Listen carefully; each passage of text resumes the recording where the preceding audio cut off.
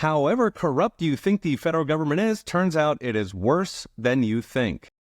Zero Hedge reports that last week staffers at the left-wing webzine Politico, famous for claiming the Hunter Biden laptop was a hoax, were notified a, quote, technical error had prevented paychecks from going out.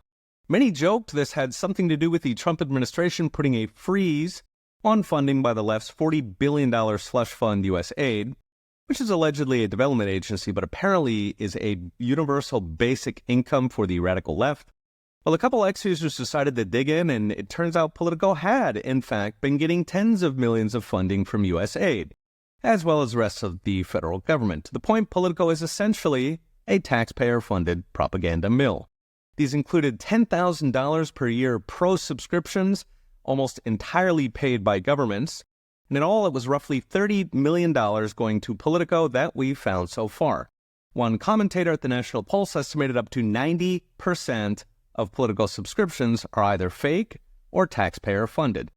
Of course, Politico was just the tip of the iceberg. As they kept digging, they found millions going to the New York Times and the BBC, which is not even American. In fact, they found $473 million paid from USAID to 4,291 media outlets around the world, all of them left-wing. The money also funded advertiser boycotts against any non-left media, including famously targeting Elon Musk's X platform for failing to censor speech. Beyond the dollars and the obvious corruption, the concern is what exactly does the deep state get for these millions? Election interference, state-funded propaganda on an industrial scale, the censorship industrial complex itself. After all, if the regime narrative is slavishly pumped out by the New York Times and BBC with their prestige, that gives the left ammo to censor alternative voices as so-called misinformation. This could range from COVID censorship to war propaganda, Slava Ukraine, to covering up the corruption fueling the entire radical left. So what's next? Brought to you by Unchained.com. When Doge first came along, I was mostly excited about its potential to take the edge off inflation by reducing government spending while getting rid of stupid regulations so the economy can grow.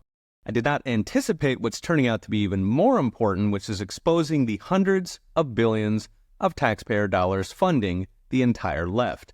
At this point, we might wonder if the radical left is in entirety a tax-funded scam and on a worldwide level, pushing communism and national suicide because there's money in it for a literal army of tax-funded radical.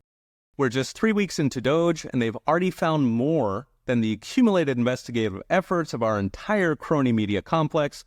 4 years of this, and I wonder if the radical left will even exist. Okay, we'll be watching. See you next time.